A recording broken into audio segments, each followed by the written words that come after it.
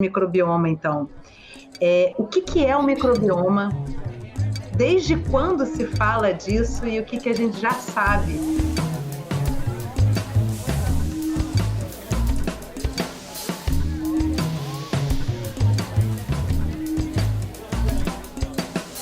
Eu sei que é uma pesquisa gigantesca, assim, né? Mas o que tem nessa descoberta, nessas descobertas todas, que mudam tanto o nosso paradigma sobre saúde, sobre doença?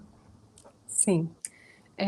Nós fomos acostumados a achar que bactéria, micro-organismo é perigoso, a gente tem que se proteger deles, né? Temos que ser muito limpinhos, escovados e asseados, porque as bactérias são monstros que podem penetrar o nosso corpo e levar as doenças, né? A gente sempre foi acostumado a pensar dessa maneira e até hoje ainda é um pouco assim. No entanto, não é isso, né? Microbioma é um complexo de ecossistemas que habita o nosso organismo, né? Então, se a gente pegar, é o que se chamava antigamente de flora, só que se falava de flora intestinal, porque se achava que esses micro-organismos eram de origem botânica, eram plantinhas, por isso se falava de flora. Na verdade, a gente sabe que são bactérias, fungos, vírus, leveduras, uma série de micro-organismos que habitam o nosso corpo de uma forma que, formando um bioma. Então, isso é muito interessante, né? Microbioma. Microbiológico, micróbios, né? Microscópicos, biomas. A gente conhece os biomas ambientais, biomas terrestres. O Brasil tem a sorte de ter 5 biomas, né? A Floresta Amazônica, a Mata Atlântica, o Pantanal, o que mais tem? Os Pampas, esqueci o quinto. Então, a gente tem vários biomas. O que são esses biomas? São complexos, locais onde vivem espécies diferentes, organizadas em ecossistemas e se ajudando mutuamente. Então, você tem o bioma amazônico, que todo mundo fala isso o tempo todo, né? Que tem lá desde de mamíferos até vírus, micro-organismos, árvores, tudo, né? Todos organizados de uma forma simbiótica. Então, a gente tem que trazer esse conceito também um pouquinho aqui. Então, eu gosto muito dessa comparação, eu já até falei outro dia isso, que é se a gente olhar a Terra de fora, de fora do planeta, né? A gente olha aqui e a gente não vai ver esses biomas que existem aqui, né? Porque de lá a gente não consegue enxergar. Se a gente chegar pertinho, a gente vai ver que tem onça, que tem bichos árvores, bichos, plantas que vivem em locais mais úmidos, como o Pantanal, por exemplo, que agora está sem incêndio, né? Tem bichos e espécies que vivem mais em locais secos, tudo ali organizado, tentando manter a simbiose e a vida de todos. E a mesma coisa acontece com a gente, né? Se a gente olhar o nosso corpo de cima a baixo, a gente não vai ver nada. Mas se a gente pegar um microscópio e olhar, todo o nosso corpo é colonizado de micro-organismos. Todo, né? Desde o nariz, a boca, o olho, a orelha, trato genital, intestino, pele, né? Na pele a gente tem milhares bilhões de micro-organismos. Só que a gente não vê isso do lado de fora. E todos esses bichos que estão aqui na gente estão organizados como os biomas terrestres. Então tem Aí bichos... só uma parte, Cláudia, aí quando você lembra dessas pessoas que ficam psíquicas, né, com limpeza do corpo, tem pessoas e a gente está vivendo um momento bem assim, né? Sim, tá horrível. Desespero, as pessoas querem se super higienizar e de repente essas descobertas vão colocar a gente de frente para o contrário disso, né? Que Claro. você não é nem saudável você ficar tão super higienizado. O que eu estou vendo muito no consultório agora é aumentar muito o quadro de alergia, tanto respiratória quanto dermatológica, porque as pessoas estão viciadas em água sanitária. Tem gente que chega no consultório com cheiro de água sanitária. Eu tenho nariz de cachorro, eu sinto o cheiro de água sanitária entrando no consultório, né? Porque tudo é feito com água sanitária. O cloro é uma toxicidade imensa para o corpo. Então, você fazer uma asepsia dessa maneira, que você tira a bactéria, a gente tem que pensar que esses bichos vivem organizados em ecossistemas, em locais apropriados, né? Como eu estava dizendo. Então, tem uns que gostam da umidade, vão ficar no trato vaginal. Os que gostam da secura vão ficar na pele. Então, eles se organizam e eles vivem ali desempenhando funções e um ajudando o outro nesse processo simbiótico, né? Então, o que é simbiose? Simbiose é quando você tem... A gente sabia que a gente estudava isso classicamente, que era ajuda mútua entre as espécies, né? Hoje a gente sabe que é mais do que isso, né? Quando se ajuda, se desenvolve mais. Então, quando você tem um meio adverso e você tem espécies ali buscando evoluir, elas se juntam. E aí elas vão ser mais do que dois. Um mais um é mais do que dois, nesse caso. Elas vão ser mais do que isso, porque elas vão se desenvolver e se apropriar melhor ao ambiente, que é o que aconteceu com a nossa história, né? Com a história da vida no planeta. Hoje os estudos mostram que a vida veio do mar, veio de bactérias, que frente a meio adverso, de dificuldade de sobrevivência, se juntaram. Então, bactérias que tinham uma capacidade de respirar se juntou com a que não tinha capacidade de respirar. E aí elas juntas viraram outro organismo que foram se desenvolvendo em uma enorme complexidade que deu todas as espécies que a gente tem, né? Hoje a gente sabe, por exemplo, só citando dando esse gancho aqui, que a mitocôndria, que é aquela coisinha que a gente estudava, feito uma bomba de chocolate assim que fica dentro da célula, que na verdade não é uma, são milhares, né? Dependendo do tecido tem mais ainda, era uma bactéria que migrou para dentro da célula. Por quê? Junto com outro micro-organismo, ela passou a ser ajudou a fazer o processo de respiração celular dentro de outros micro-organismos. Então, hoje, então já entrando aqui nessa história do microbioma, da bactéria, a mitocôndria, ela guarda a identidade de uma bactéria. E ela faz a respiração de todas as nossas células. Então, você imagina, se a gente afeta esse microbioma corporal, de uma forma geral, a gente está afetando ela também. E a gente está comprometendo o nosso sistema de respiração celular também. E aí a gente vê aí, tem até um livro que se chama 10% humano. A gente começa a ouvir dizer que a gente realmente é muito mais bicho do que gente, né? Tem muito mais Sim, a gente tem célula. 90% do DNA é de micro-organismos, só 10% é nosso. Então, esse projeto microbioma, esse nome, veio a partir do projeto Genoma.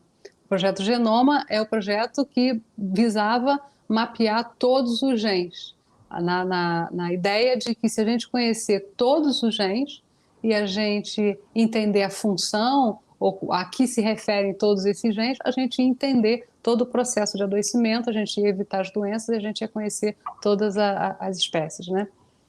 E aí foi uma frustração só esse negócio, né? Porque se descobriu que, na verdade, a gente tem uma quantidade muito pequena de genes. A gente tem cerca de 25 mil genes, mais ou menos igual ao rato, mais ou menos igual ao milho. Então, não deu para achar, cheios de gente. Agora, micróbio a gente tem muito mais, né? Então a gente tem 60 trilhões de células no corpo, a gente tem 10 vezes mais bactérias, só para ter uma ideia, né? E essas bactérias, elas se refazem a cada 24 horas. Então, nas nossas fezes, todas aquelas fezes que você faz todo dia, aquilo ali é bactéria morta em sua maior parte. Isso é muito interessante, né? Assim, porque a gente começa a ver a nossa identificação, a nossa identidade, que estava tão dada como os seus genes, e aí a gente vai falar de várias doenças, é genético, é quase que uma sentença, né? Bom, seu pai, sua mãe tiveram câncer, você vai ter câncer, se fulano, beltrano na sua família.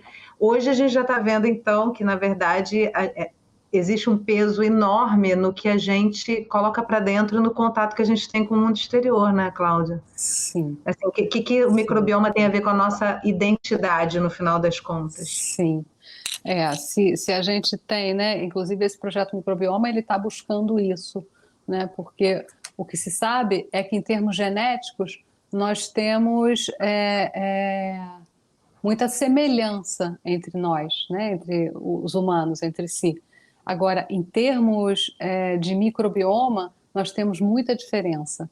Então, a gente tem mais de 90% de diferença de uma pessoa para outra em relação à qualidade, à quantidade, o tipo de bactérias que habita a gente. Então, a gente tem lá um determinado tipo básico de bactérias, que todo mundo tem. Agora, como elas se organizam dentro da gente, isso é uma característica individual. Então, está se começando a pensar que o microbioma pode servir como uma nova carteira de identidade, né? Como uma nova impressão digital para a gente, porque a gente consegue mapear, a gente consegue mapear geneticamente o que a Yasmine tem de microbioma, o que a Cláudia tem de microbioma, a gente é bastante diferente nisso, né?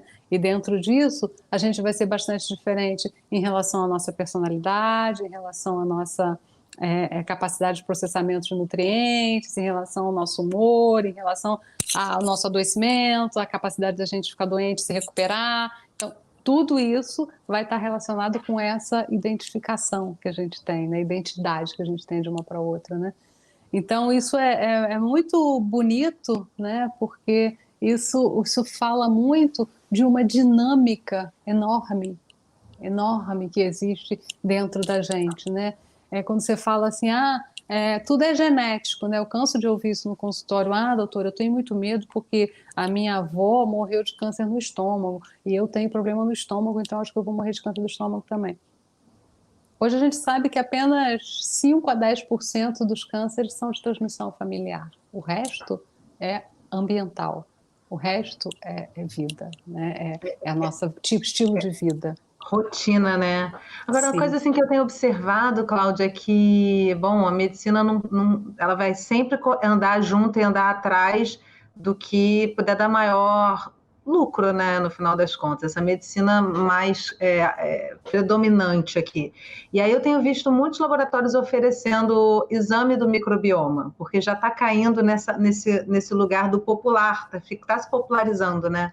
Uhum. Aí eu te pergunto o seguinte: exames do microbioma e observação. Você acha que faz sentido fazer exame do microbioma ou as observações na rotina? Como é que a gente pode observar? Não faz. Não faz, né? Imaginei que você me dizer isso. Ou a você gente vai pode fazer observar...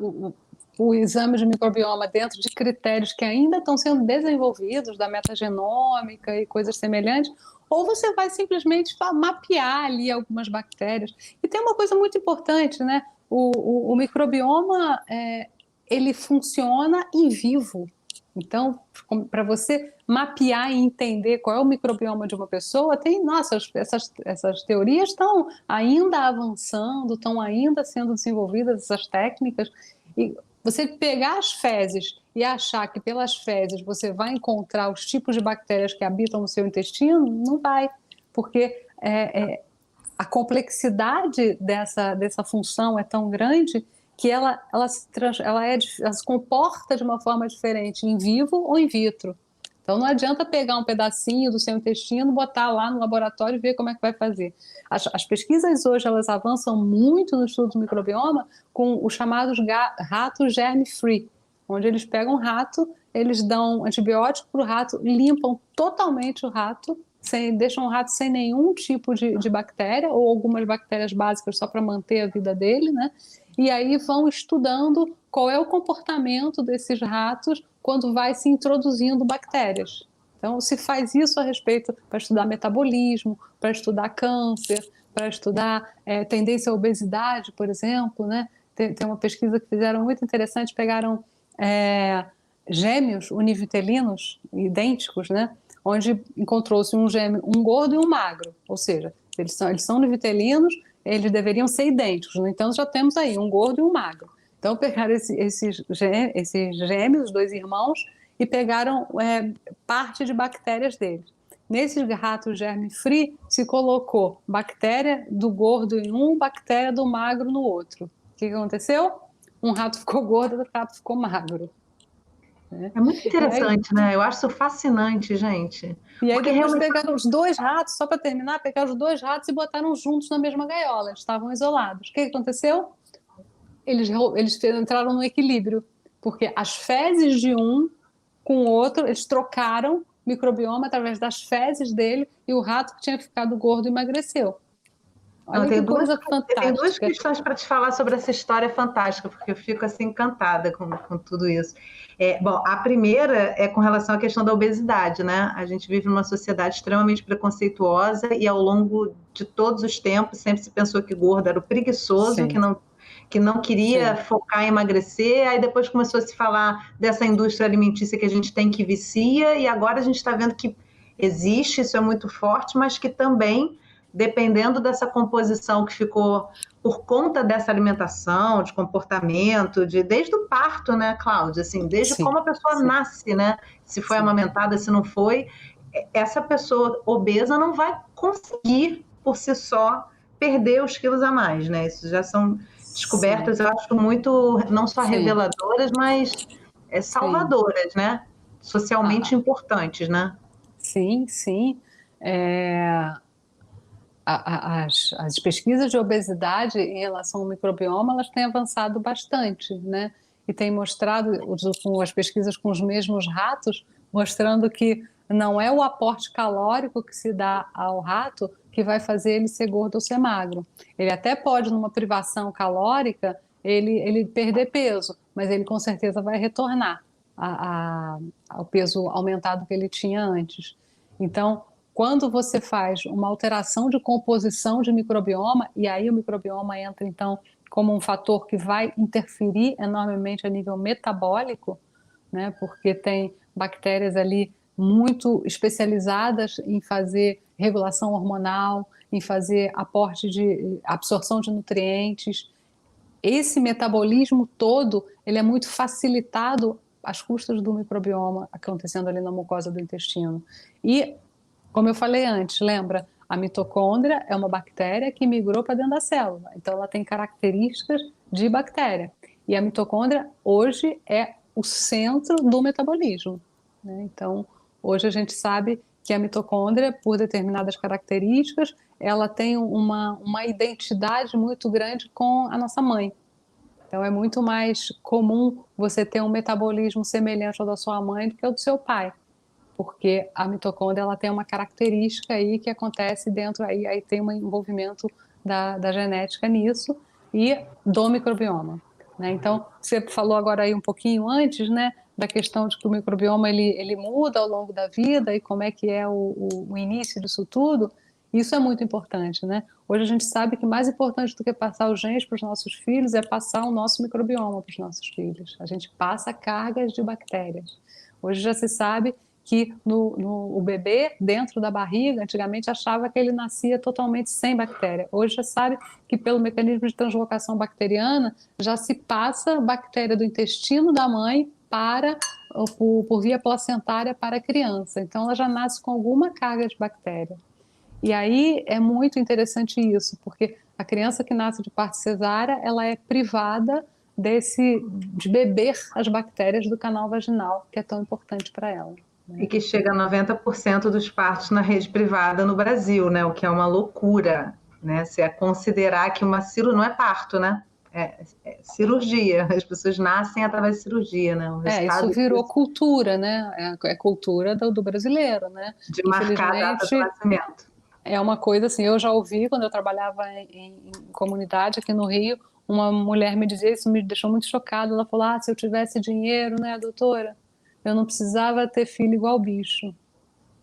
Então, olha a cultura, olha que tristeza, É muito, né? muito Assim, duro, né? Eu vi um negócio desse. Agora, é muito triste. a segunda observação que eu ia te fazer ali atrás sobre o segundo ponto, né, que eu queria te trazer, é que você comentou ali da convivência dos dois ratinhos, de que um passava suas características para o outro. Ou seja, a gente tem que ficar muito atento com as nossas relações afetivas, né? Com quem a gente escolhe como parceiro. Porque até que ponto você troca realmente esses elementos entre um Mas assim, casal? a gente tem uma formação ao longo da vida, né? Então, um pouco acompanhando até o que vai acontecendo com o nosso sistema imune, a gente vai processando o nosso microbioma. Então, a gente nasce com um pouquinho só de bactéria, se passar pelo canal vaginal já vai receber mais, se for amamentado é maravilhoso, porque além de bactéria, a criança recebe oligosacarídeo, recebe nutrientes que vai fazer o crescimento e o povoamento bacteriano adequado, e isso vai então à medida que ela vai se alimentando, a gente vai formando a nossa identidade de microbioma, a gente vai formando a nossa população.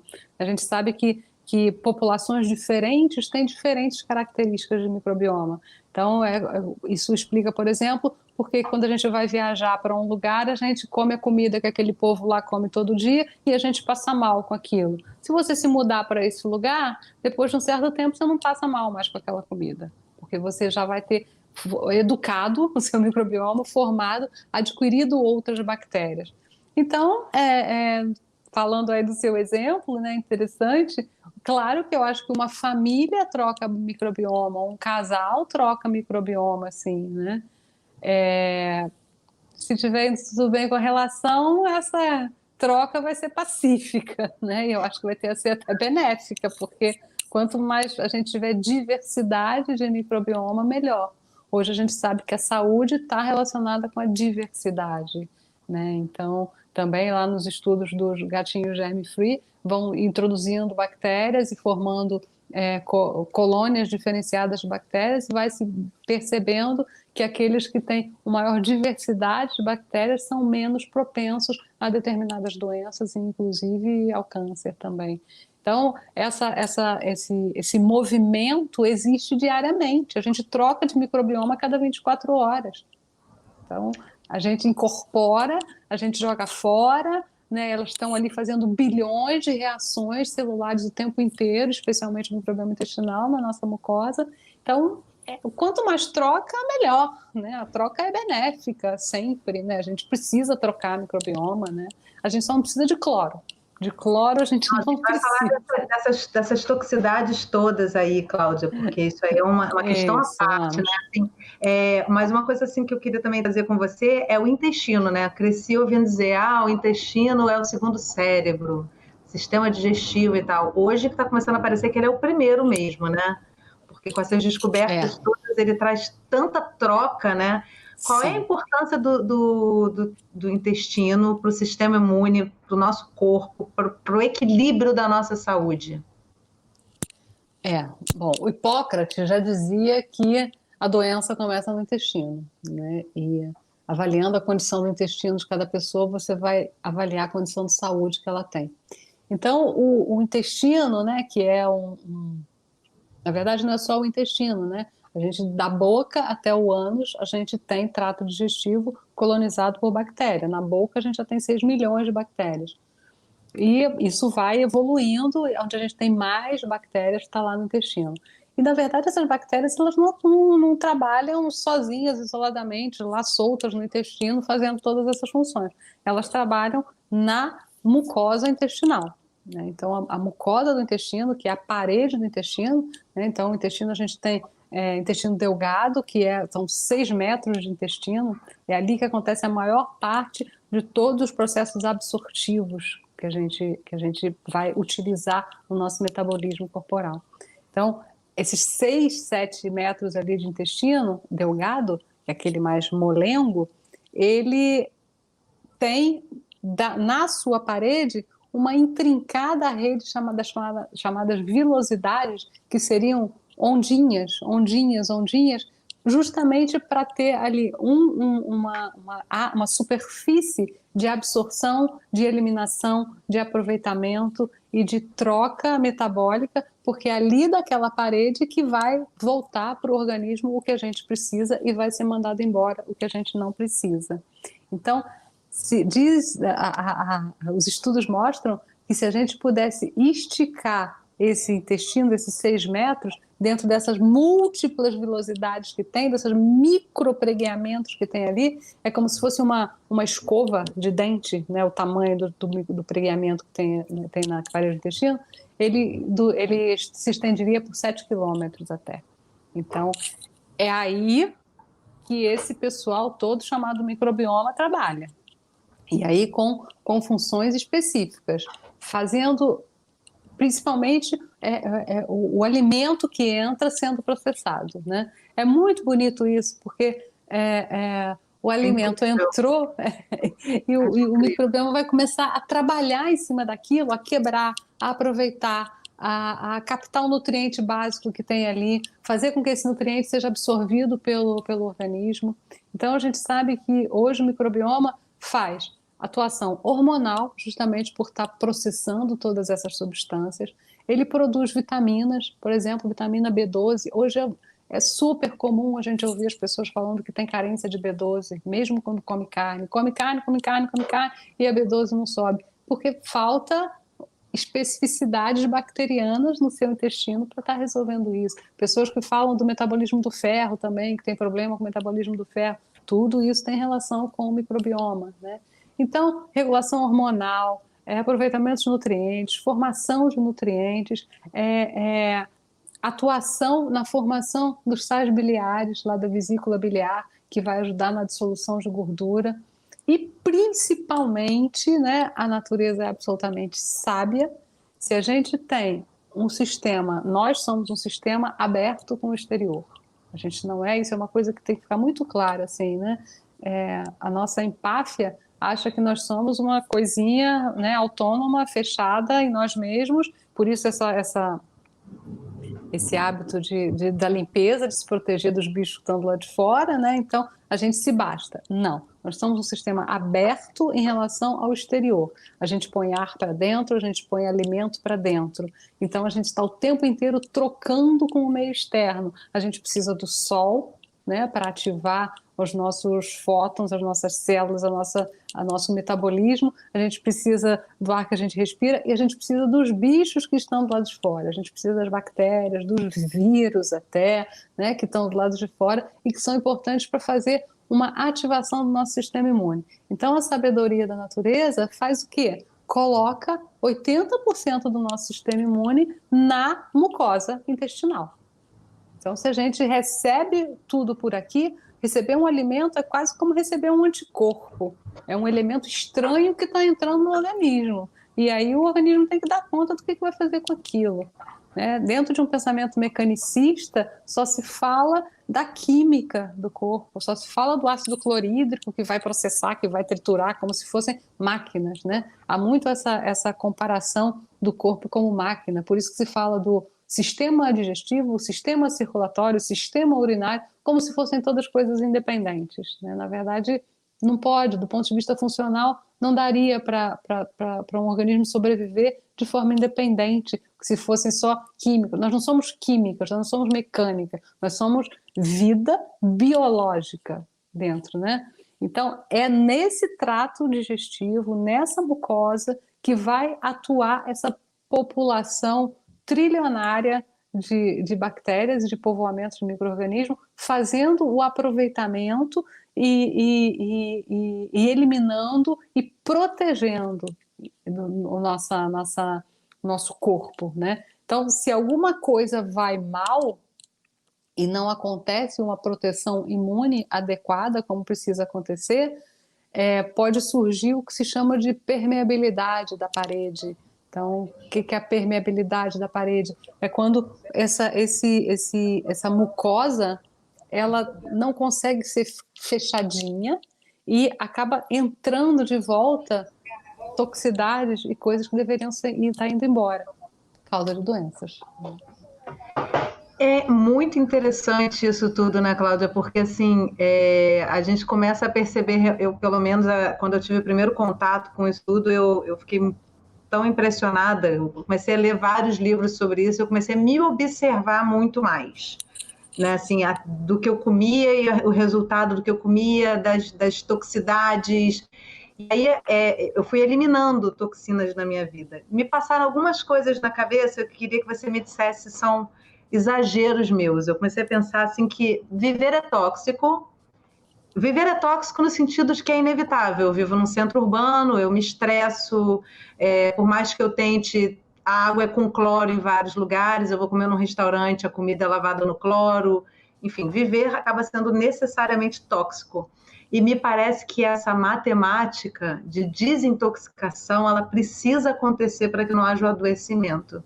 Acho que foi uma coisa meio simplista, mas que eu encontrei o equilíbrio aí, assim, bom, tá bom, vai ter dia que eu não vou conseguir dormir super bem, mas vou ter que contrabalancear isso no dia seguinte, né? Então, eu queria que você trouxesse, assim, informação sobre essa questão da toxicidade e do detox, qual é a importância para que o microbioma funcione bem, se mantenha bem. A gente vive num mundo tóxico, né? Por mais que a gente tente o tempo inteiro, a gente não consegue se livrar. Então, a gente tem que, acho que você pensou muito corretamente, né? Ter mecanismos de compensação o tempo inteiro. Então, se eu não tenho como fugir da poluição eletromagnética, que é uma poluição perigosíssima, né? Que vem sendo estudada e que se fala pouco a respeito dela, nós somos seres elétricos, né? Tudo que acontece no nosso corpo, o coração bate porque tem um sistema elétrico, as trocas musculares acontecem porque tem eletricidade passando de uma célula para outra. Por que a gente não vai sofrer interferência da poluição eletromagnética? Né? Por quê? Se nós somos água, condutores, então, como é que foge hoje de poluição eletromagnética? Isso é uma tragédia, não tem como fazer isso, né? Todo mundo é rodeado de celular, computador. Então, coisas mínimas que eu peço para os meus pacientes, não fale ao celular com ele grudado na sua orelha, né? Você está jogando onda eletromagnética para dentro do seu cérebro. Isso é uma das poluições que a gente tem, né? A poluição dos alimentos, a toxicidade dos alimentos. Por mais que se proteja, ninguém consegue comer 100% de alimento orgânico, que inclusive, infelizmente, ainda é caro, né? As políticas de governo não têm um incentivo, muito pelo contrário, né? Aqui no nosso país ainda dificultam um pouco a cultura orgânica, a cultura, né, das comunidades orgânicas. Então, a gente carrega uma quantidade de química e de pesticida enorme no nosso prato. Eu vejo, às vezes, pessoas, né, que dizem eu sou vegetariano porque a criação de gado serve para a poluição do planeta e tal. É verdade. Agora, é o que eu sempre digo, para ser vegetariano você tem que ter competência. Porque se o brasileiro, de uma forma geral, já come 5 quilos de pesticida por ano, imagina a pessoa que é vegetariana que vai comer só vegetais, né? Faz o quê? Não, mas eu tiro a casca. Hoje não adianta mais. A gente sabe que os alimentos transgênicos, eles já trazem uma alteração na semente, e o transgênico ele existe justamente para deixar esse alimento menos suscetível à praga. Então, para ele poder funcionar melhor com o agrotóxico que vai ser colocado sobre ele. Então, falei aqui de algumas poucas coisas. Do eletromagnético, dos alimentos, a gente tem dificuldade. Como é que a gente vai sair disso? Não, então, assim, você vê como essa população de microbioma é sensacional, porque, apesar de tudo, ela está aí funcionando, né? Porque o corpo, isso é uma coisa que eu acho muito bonita, né? Assim, o organismo, ele quer a vida o tempo inteiro, né? Esses micro-organismos, eles querem a vida o tempo inteiro. Então, essas bactérias, elas não vão lutar para a nossa morte, elas vão lutar para a nossa vida. Então, elas vão tentando se adaptar de alguma maneira. Pode ser que daqui a alguns milhões de anos, né, esses seres biológicos que habitam a gente se acostumem com todos os pesticidas, se acostumem com o plástico que a gente come plástico todo dia, você come plástico, né? Você botou uma vasilha de plástico na geladeira, você está comendo plástico, você está comendo bisfenol, então você está se intoxicando de alguma maneira também. Então pode ser que daqui a alguns milhões de anos esse microbioma se consiga se organizar, né? Talvez a gente não esteja mais aqui, só eles, né? Aí a gente vai virar 0% humano, a gente vai virar 90% talvez a gente não esteja. E 10% plástico, provavelmente.